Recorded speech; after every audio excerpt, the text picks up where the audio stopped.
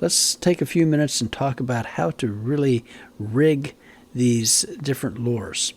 This is where it gets really simple.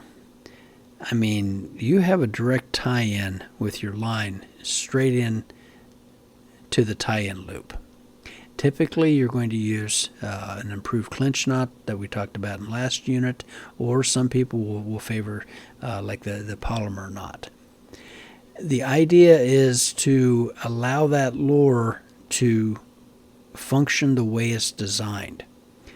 Sometimes you want a loop up here to give that lure maximum freedom to move back and forth. I would strongly advise not using a snap swivel here, because that's going to add just another chunk of metal up there that the lure is really not designed to handle. And it's usually, although convenient, not a really good idea for catching fish. We can use particularly soft plastics in building a number of different types of rigs. This is a Carolina rig. Probably one of the most popular, most effective rigs you can build.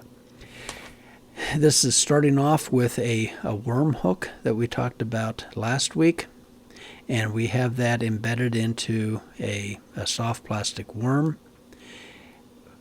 We run a leader 18 to 30 inches long. We have a barrel swivel right here.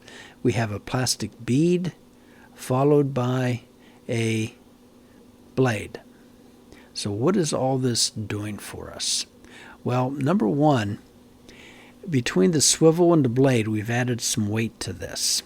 You also can add like a little egg sinker up here, or even a bullet weight if you really need to cast this a long distance, or you need to get it very deep, or if you need to kind of hold it to the bottom in a current. But you have all this hardware up here. And then trailing behind it, 30 some inches, is you have this plastic artificial bait. And as you cast this out, you're letting this sink to the bottom. You can use these from both boat or from shoreline. Probably this is a little more effective from the boat, but if you're shorebound, don't overlook this rig because it's incredibly effective. So you cast this out, you let it sink. It goes down and hits the bottom. As this hardware hits the bottom, it stirs up a little bit of mud, a little bit of silt, a little bit of muck. That in itself is attractive to fish who are looking for a meal. With this hardware, the bead, the blade, you get a little sound action going, some clicking, some clacking. This is attracting attention to itself. You go to a tight line, lift your rod tip, you pull this up off the bottom, take in a few turns of the reel, and then let it sink back down. As you lift that up, you're activating this plastic worm in a vertical fashion, and then it kind of suspends and floats and then heads back down to the bottom, because that hook is going to be heavy enough to drag the soft plastic down. And you repeat this over and over and over as you're working it up the shoreline. This is just kind of the perfect recipe for a small bait fish in distress. Because if you've ever seen a wounded bait fish, they will try to regain their calm, their composure, and their swimming ability by swimming up, but then their injury overcomes them and they succumb to gravity and they sink back down to the bottom. And they try to regain their strength and swim up again, and the same thing happens. And you get this kind of this up and down, death throw. And Fish are always looking for an easy meal. I'm not sure if I mentioned it, but there is a direct relationship between the size of the fish and the size of the thing he's thinking about eating, and the energy that he has to exert to eat that thing. So if you have a very small, tiny minnow and a great big fish, he knows that he is going to have to expend a lot of energy to catch that small, little, tiny frickin' fish. And if he does catch it, it's not going to provide very many calories. So why waste my energy doing this? But if he can see a good-sized meal that is not going to run away, he doesn't have to expend very much energy. Boom, that's the ticket right there. Always go for the easy meal.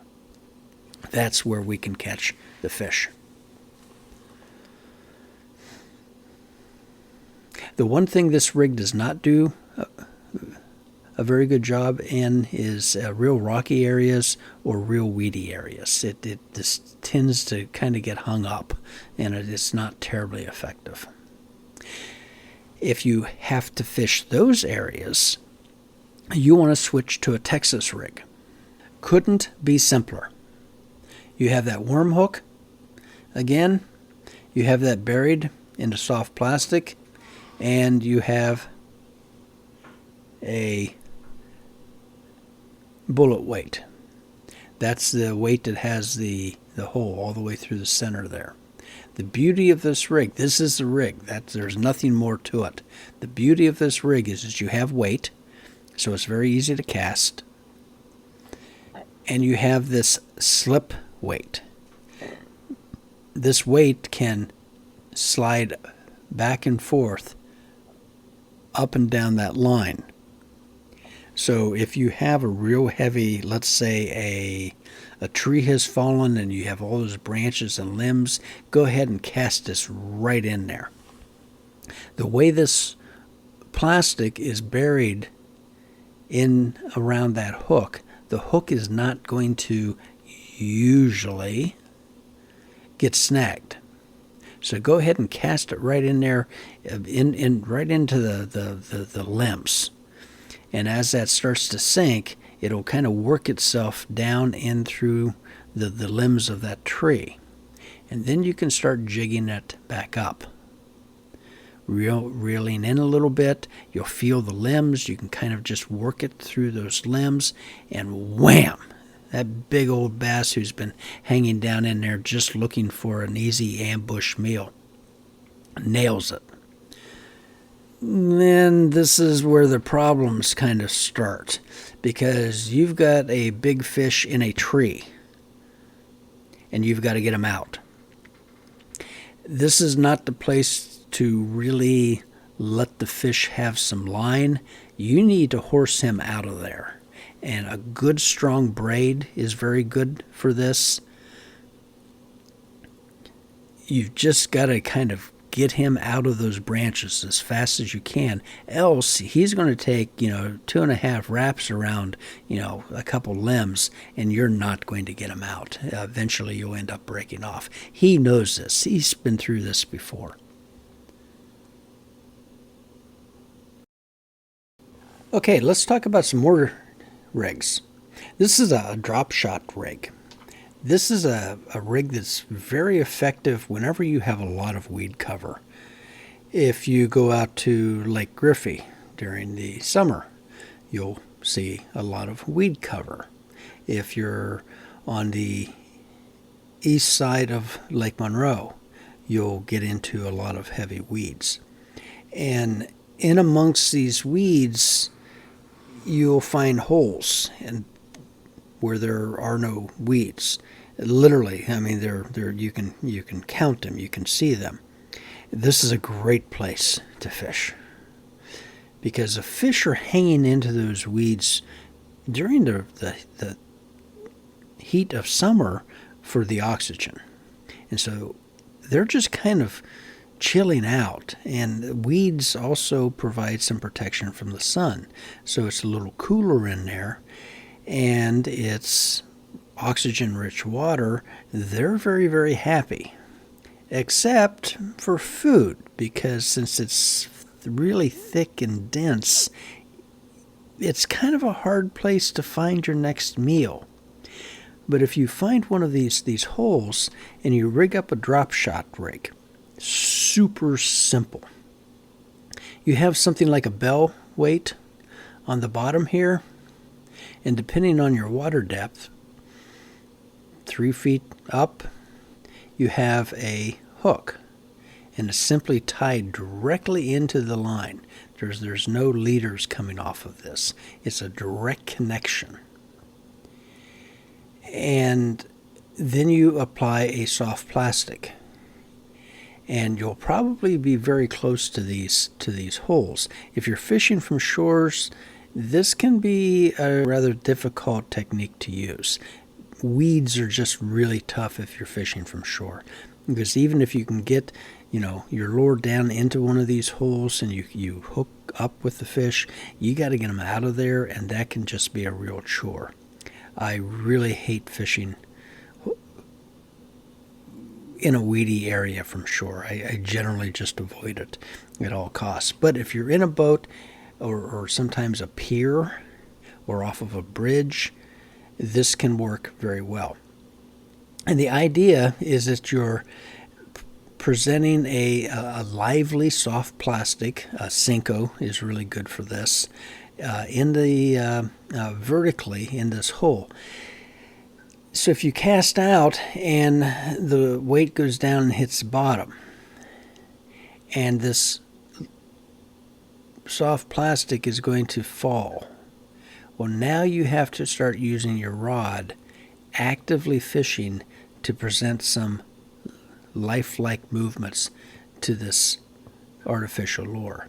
And so you can kind of twitch your rod tip a little bit, and that's going to get this tail to start dancing, and you can bring it up. You can bring it up off the bottom, and you can let it sink again.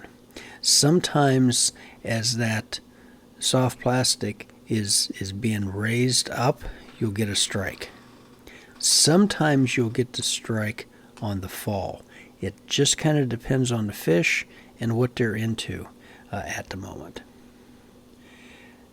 You can also kind of tease fish into a strike. I've seen this done on a number of times, where the fish is in there, the fish knows that you're there, and you just sit there and you keep wagging the tail of this thing right in the fish's face, and eventually impatience and frustration kind of overtakes the fish, and he comes out and nails it, and you've got your fish. So a drop shot rig can be very effective in really tight, weedy areas. Here's a Wacky Rig. I love the Wacky Rig. You cannot be simpler than this. You've got a hook, you've got your bait. This can be a real night crawler. It can be a soft plastic. Sometimes you put a barrel swivel up here to keep the line from twisting as you're reeling in. Sometimes you don't need it. Sometimes you can add a split shot if you need to get it deeper, faster. Sometimes you don't. If you don't have any weight on here, your casting distance can be limited. Sometimes you don't care how long you cast this. If you're fishing a stream and you can get this out into the current, you let the current take it where you want it. It's a dead drift natural presentation. Absolutely deadly on a lot of fish. How many people know what an Alabama rig is? These hit the sport fishing market probably, it's probably been 10 years ago now. And some people laughed hilariously at these, and some people caught fish with these. The idea is that you have one central weighted hub up here, and then from that hub you have stiff wire leaders kind of fanning out. At the end of those, you have a snap swivel that's connecting a lead head jig with a swim bait or some other type of soft lure. And you can catch fish with these. I've also heard it described as dragging a shopping cart, behind your boat and trying to reel that shopping cart in. There's a lot of resistance with this lure. And although some people can catch fish with this, I've never talked to anyone who really enjoyed fishing. An interesting story with the Alabama rig. The company that was bringing this to market had a booth up at the Indiana Boat Travel and Sportsman Show in Indianapolis. And their booth was like 2 stalls away from the Department of Natural Resource booth. And after a couple days of the show, one of the conservation officers wandered down and started looking at this rig, talking to the guys, and then just kind of point blank stated, "You realize that this is illegal to use in Indiana." And apparently their draws dropped. And what are you talking about? He says, "You have 5 individual hooks on here." The fishing regulations for Indiana say that you can have up to 3. So needless to say, they kind of had some an embarrassing moment there. And it also kind of created a quandary in the state legislation, game rule bureaucracy, because what are we going to do with this? Technically, it has 5 hooks. We're only allowed 3. And so what they did is they gave them a pass for that year. And they weren't going to, really prosecute any fishermen for using this. And then they would readdress this before the launch of the regulations for the next year. There's a cycle that they go through. And they upheld their original that you're allowed to have 3 hooks on one line. And so what fishermen have done is either bend over these hooks to make them inoperative or just clip them off altogether. But the unique thing I would like you to see with this lure is that instead of presenting a lure that is imitating a bait fish, this is imitating a school of bait fish. Because very rarely do you see one fish swimming out by itself. They're almost always in schools. Now, maybe not side by side, but if you find one bait fish, you'll probably find a lot more. So that's exactly what this lure is trying to present. A more natural, appealing imitation of the real thing. So give it a try if you want. I have no interest in using this. And it's actually not a newfangled creation. Saltwater fishermen have been using this for decades, if not centuries. It's called an umbrella rig. And so to them, this is nothing new. So here's kind of a wrap-up of an illustration that shows all the different, the various styles and what they're designed to do. We have some soft plastics up here, hooked wacky style. Here's our Texas rig. It shows that Texas rigged worm, being cast right into the vegetation, right into the trees, right into the really, thick stuff. We've got a Carolina rig down here that's being bounced, along the bottom and up the shoreline. You have your drop shot right here. So there's all different kinds of rigs that you can use with the soft plastics, and they can be incredibly effective. The one thing that's not shown on here, any of the creatures, any of the crayfish, salamanders, things like that, that's out there, they also can be very effective. And there's no law that says you cannot put a crayfish style soft plastic on a Carolina rig. By all means, go right ahead and do that. It can be incredibly effective. Some things just to keep in mind as far as technique in using these various lures. Use that fan pattern that we talked about in Unit 1, where you're casting short and kind of prospecting the water, casting from one side and working in an arc over to the other side, then casting a little bit further and repeating that, and then a little further still. That way you're not catching a fish from a long way off and then dragging him through potentially productive water. When you're using a lot of these lures, you need to keep the slack out of the line. So keep that rod tip pointed at the lure so that you have a direct connection. Now you can use the rod tip to impart action onto the lure, but remember, you've got to keep that slack out of the line. On a lot of these lures, you've just got to change it up.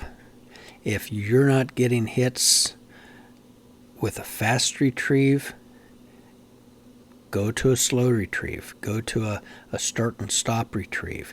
You can even go to a creep where you're just barely moving that lure.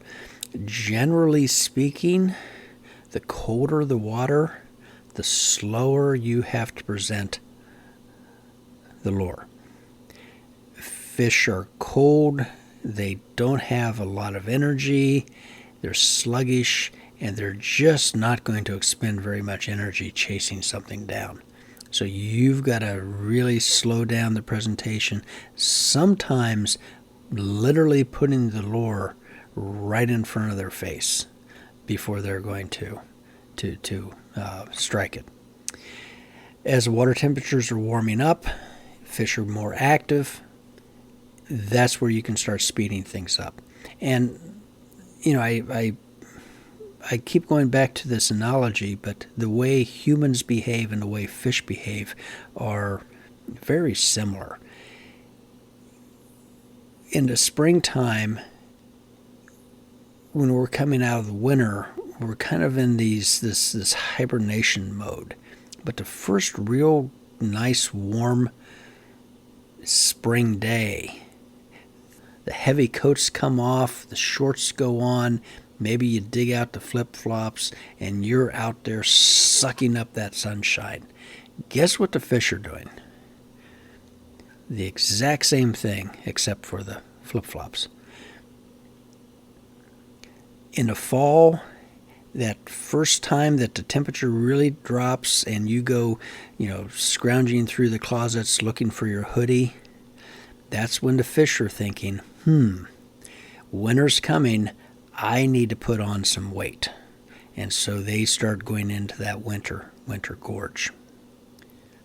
Other things to do, if you're using a white lure, change it to a chartreuse lure. Change it to black, purple, something. Change the color, and sometimes just changing the size of the lure. If you've been fishing a 4-inch Daredevil red and white spoon, well, go to 1.5 inches. Go to a 1 inch, and just something as simple as that can really